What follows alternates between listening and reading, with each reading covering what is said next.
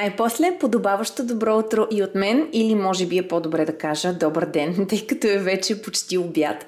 Тази сутрин Светлю заведе Йоанчо на градинка и аз имах възможността да прекарам цялата сутрин по пижама. Тези бавни сутрини са едни от най-любимите ми. Успях да въведа някакъв ред в къщата, да закуся, да изпия кафето си на спокойствие и да поработя. Не знам как е на местата, на които вие живеете, но тук в София пролетта определено вече се усеща, и то не само по хубавото време навън, ясното небе и слънцето, което все още не ни стопля достатъчно, но го има.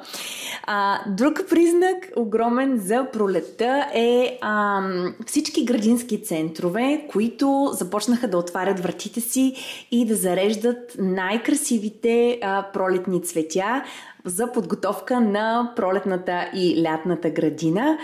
Така че планът ми днес е да отскоча до един градински център. Ако не се лъжа, се нарича Борса за екзотични цветя, но асортимента там съвсем не е само екзотика, има и най-стандартните, типични за всяка градина растения. Така че от много време планирам да го надникна, плюс, че ми излезе една публикация съвсем наскоро, че са пуснали мини розички на много добра цена. Така че не мога просто да пропусна. Най-малкото ще отида да се разходя и да разгледам малко зеленина, тъй като това е нещо, което ми липсваше цяла зима. Очертава се този влог да премине под знака на темата градина. Надявам се да ви бъде интересно. Това е една много голяма част от моя живот, едно мое хоби, което се превърна в истинска любов и няма как да не ви направя част от това приключение. Но преди да тръгна, исках да ви покажа аутфита за деня и по-точно звездата на аутфита, основното нещо в аутфита, което е този гащеризон. През първата бременност с Йоанчо съм живяла в някаква абсолютна заблуда, защото вярвах, че гащеризоните изобщо не са удобни, въпреки че доста бременни мами ги предпочитат, но този ми попадна, беше ми подарък от приятелка и искам да ви кажа, че не съм се разделяла с него откакто го получих. Това е едно от най-удобните неща, които съм слагала. Нищо не притиска коремчето, лек е, удобен, свободен, просто страхотно. Страхотно попадение за пролетния гардероб, а и гащеризон. В смисъл, това е една абсолютна препратка към градинската работа или по-точно градинския аутфит. Така че днеска съм абсолютно в темата на влога. Комбинирах го с този бял топ, който има един съвсем непреднамерен цветен акцент. Съвсем случайно е, обещавам. Но ето, че отново в темата на градината днес. И така ще сложа някаква връхна дреха, защото определено е слънчево, но все още хладно. И се отправям към градинския център да видим какво ще си избера. И въобще ще си избера ли нещо, но със сигурност ще си избера. На такива места никога не си тръгвам с празни ръце. Така че да тръгваме. И ето ме, тук ще паркирах на мястото, където би трябвало да е борсата за цветя. Ще ви призная, района е малко странен. Паркинга е малко странен. Трудно проходиме, но мисля, че това е мястото и се надявам да си заслужава. Не се вижда на първо четене дали това е градински център. Имаше една много мъничка табела, но нека сляза и да огледам. Ще ви взема с мен, за да разгледаме заедно асортимент.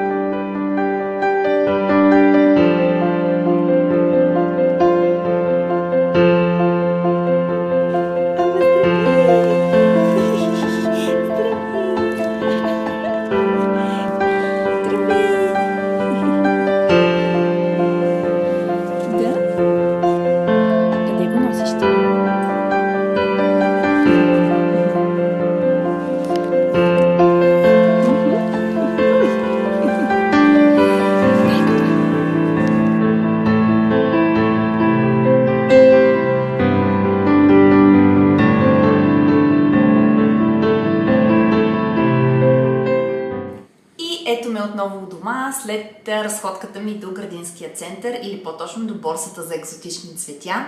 Както може би видяхте от последния клип, не си тръгнах с празни ръце, но преди да ви разкажа и да ви покажа какво си взех, исках съвсем набързо да ви дам някаква обратна връзка за впечатлението си от градинския център.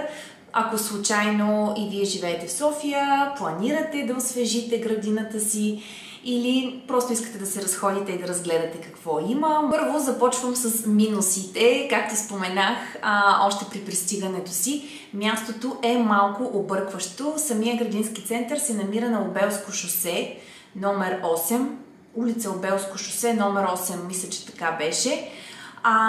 Но самото място не е особено видимо, особено от главния път. Минава се през един голям паркинг, в който се помещават още няколко, как да кажа, те не са точно сгради, по-скоро са цехове и сервизи. И на мястото, където се паркира, човек малко трудно се ориентира къде точно е градинския център. Ето това е едно от нещата, които не ми харесва в България и съм го забелязала като, може би като менталитет, може би като начин на мислене. Когато правим бизнесите си тук, не всички хора, разбира се, има страхотни изключения, но сякаш в по-голямата си част, когато правим бизнесите си тук, не отдаваме толкова голямо значение на това какво усещане ще носи нашия бизнес на хората, как изглежда, как ни приветства, доколко е поканващ, доколко е приканващ да влезеш, да го посетиш, да разгледаш. Някак си правим като че ли нещата паралелно от няма и какво. Ето, идеята е чудесна. Градинския център сам по себе си беше хубав, имаше много разнообразие, но някакси самата локация, начина по който беше построен, липсата на всякаква табела, брандировка, нещо, което да те насочи натам, така действа малко разочароващо първоначално и би могло да отблъсне хората, въпреки че който си е целенасочен и знае защо отива там, разбира се, че ще го посети и може би на това разчитат и повечето собственици на такъв тип бизнеси, а и предполагам, че да направиш нещо такова не е никак ефтино, не е никак достъпно и това си е някаква инвестиция, но просто нещо, над което разсъждавах в последствие. И може би защото съм доста така инфлуенсната, бих казала, от градински центрове в Англия, тъй като много харесвам техния стил на градините. Гледам такива видеа, интересувам се доста от така наречения Cottage Garden стил. Но това е нещо, което ще ви разказвам в последствие, но там залагат много на това градинските им центрове да изглеждат наистина като едни малки райски кътчета в града. Но, за жалост, тук сме малко по-далеч от тази действителност, но това е единственото негативно нещо, което така ми направи впечатление относно тази локация. Иначе самия асортимент вътре, както ви казах, е чудесен, страхотен наистина. Определено екзотиката я имаше, присъстваше в асортимента, но също, както ви казах и преди да тръгна, така и очаквах.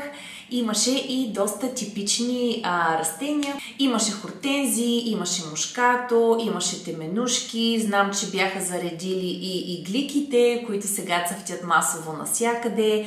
Имаше рози, имаше дръвчета, страхотни дръвчета, страхотна селекция от магнолии.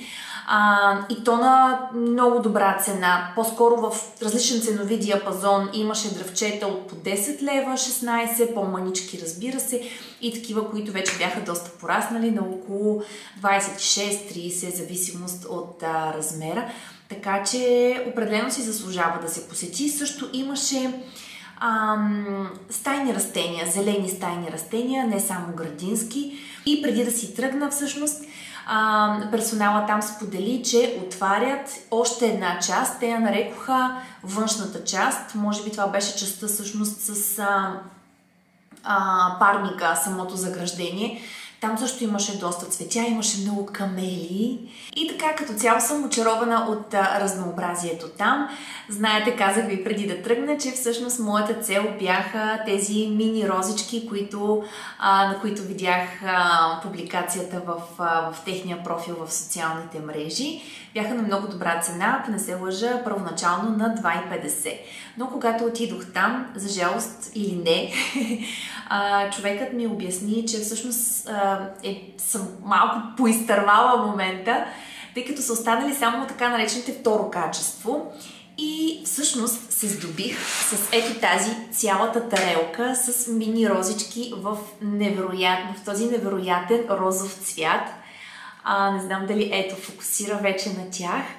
Вижте колко са красиви. Всъщност те са някакъв микс цвят, нещо средно между белезникаво и розово, което се преплита. Много са нежни, много са красиви. Точно тази цялата тарелка с повече от 15 растения аз получих за 15 лева, което мисля, че си е доста добро попадение.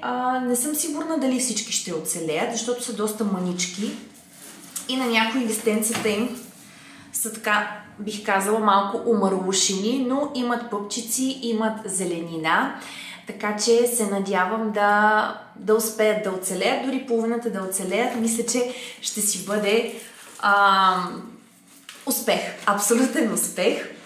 И за да продължим само още малко темата за градината, исках да ви покажа и още два вида розички, които си поръчах вече онлайн. Те са от сайта на Oak Plants и тези розички са така наречените дизайнерски. Не точно, но да кажем дизайнерски. И са от колекцията на Дейвид Остин. Дейвид Остин е едно име, което се свързва с едни от най-красивите английски рози. Тези old school розите ги наричат още. Сега ще видите защо. Ето това е единия вариант на розата. Тя все още няма никакви пъпчици, съвсем мъничка е, но ето така би трябвало да изглежда. Ето може да видите, от сайта на Oak Plants идват с оригиналната опаковка на Дейвид Остин. И всъщност този вид, който аз имам в момента, е видът Гертруд Джекил. И това е една катерлива роза, която съм планирала да стои на един така съвсем нов кът, който смятам да обособя тази пролет в градината с шатра. И всъщност тази розичка ще се катери по една от основите на шатрата. Надяваме се да стане така. И другата роза на Дейвид Остин, на която съм горд собственик, е така наречения Generous Gardener. Ето го, това също е катерлива роза. Планът е тя също да живее заедно до Гертруд Джекил на новия кът, който ще обособим. Не са ли най-красивите цветове това? Надявам се да оправдаят очакванията ми и да бъдат още по-красиви от снимката. Специално за розите на Дейвид Остин, това, което е доста типично за тях, освен начина, по който изглеждат, тази ретровизия на цветовете, те имат и много приятен силен аромат. Смята се също и, че са доста устойчиви на различни видове заболявания по розите. Много би ми било интересно да споделите, ако някой от вас е отглеждал вече рози на Дейвид Остин, как се справят в градината, полагате ли някакви специални грижи. Може би ще бъде интересно не само за мен, но и за хора, които се вълнуват от тази тема, така че разкажете в коментар. Ще се радвам да прочита повече за вашия опит с розите на Дейвид Остин. И честно казано, вече нямам търпение съвсем скоро да си отидем на село и най-после да се захвана с малко градинска работа. В тази връзка исках да ви покажа и с какви ръкавички се здобих. Всъщност те са ми подарък, но мисля, че са абсолютно тематични за цветовете на розите, които избрах и като цяло на настъпващата пролет, защото всичко розово в момента е абсолютен хит. Това са ръкавичките, с които тези рози ще отидат в земята. И последно това, което искам да ви покажа и да разкажа, освен за плановете си за нова розова градина, много ми се иска този сезон да си обособя и място, за така наречените cut flowers или цветя, които служат за направата на букети. Т.е. отглеждаме ги с цел да си ги берем, да си ги аранжираме във вази, да си ги подаряваме на приятели. И ето тук имам една малка селекция от семена, защото се смята, че за целите на Cut Flower Garden е най-добре да се започне от семена.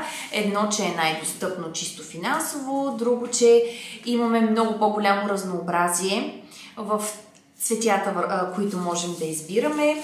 Ето тук най-отгоре е нещо различно. Започвам с него, защото е единствено. Това са семената микс билки, които Светло си избра. Той изяви желание да направи такава малка билкова градинка. Ще видим дали ще се получи. Ето ги и моите фаворити за Cut Flower Gardens. Това е така наречения декоративен грах, едно от растенията, за които се смята, че са абсолютно неуморими.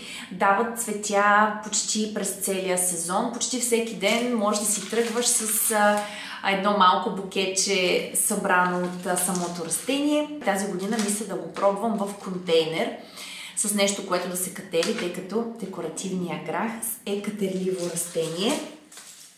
Другото, което си избрах, са ето тези малки маргаритки, които смятам да сложа в комбинация с розите, тъй като те са нисички и ще се образува нещо като малък бордюр около тях. Всъщност, дали не съм закъсняла с времето за разсад? Не съм. Не съм. Декоративния грах. Да, март месец може да се прави разсад, както и на маргаритките. Ето тези макове срещам навсякъде, но основно в английските и американските градини. Не съм сигурна тук при нас как ще се развият, как ще се справят. Доколкото виждам, те са доста по-късни. Дават ги за директна сеитба през месец юни. Това е интересно. Това е едно доста по-късно растение, така че може би ще изчакам с него. Едно растение, което от много време дебна да го намеря вече голямо, да си го закупя. Но все не попадам на вида, който ми харесва, затова реших да опитам от семена. Растението се нарича лупина. Много е красиво, много е различно, защото самите му цветове са остри, издължени и привличат страхотно вниманието в градината. Можем да ги сеем директно в почвата от април месец. Добре. Това е добре. Това не. Ето, още едно растение, което също от много време дебна да намеря голямо и развито, но все пак реших, че ще опитам да си го размножа от семена, е хинацея. Хинацеята за мен е едно абсолютно вълшебно растение, едно, че всички пеперуди, пчели, насекоми го обожават, медоносно е, има и лечебни свойства. А с този наситено розов лилав цвят е абсолютно вълшебство да го гледаш в градината и е чудесно със своите дълги стъбла. Отново зарязан цвят за букети. И другото хубаво при него е, че цъфти почти през целия сезон. Можем да го засадим директно в градината от април месец или да си направим разсад от него в малки формички от март месец. Което също е добре, така че това ще го стартирам сега. Ето още едно неуморно растение и абсолютен фаворит на пчелите. Тази слънчева рудбекия, много красива със своите ярко-оранжеви жълти листенца и контрастния си тъмен център в средата. Едно невероятно растение, което мисля, че се развива доста добре от семена. Ще пробвам и ще видя. Надявам се да имам успех. За него знам също, че дава цветове целия сезон, което е нещо, на което държа. Тъй като, за съжаление, нямам толкова много време да отделям на градината и постоянно да заменям цветята. Предпочитам, когато ги посадя веднъж, да знам, че ще ме радват през целия сезон. Рудбекията, точно сега е момента за посаждане на семенцата и приготвяне на разсад. Март и април месец. И мисля, че това беше всичко, което исках да ви разкажа относно темата градина и цветя. Надявам се на повечето от вас това да е интересно, на онези, на които не е, много съжалявам.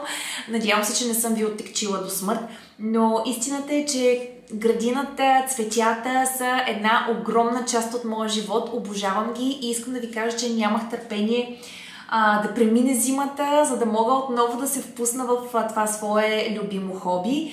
И ще се радвам, ако ви е интересно, да сложите палче на този клип. Това за мен ще е знак да подготвям още такива видеа и може би да ви направя част и от градинската работа и кой знае, може би и от един хубав резултат, на който се надявам от всичките тези прекрасни цветя да се получи нещо наистина магично и вълшебно. Но стига съм бъбрила вече, сега ще прибера тези растения някъде на хладно и на светло, докато дойде момента, в който ще заживеят в градината. И ще се включа може би малко по-късно, за да ви направя част от нашият следобед.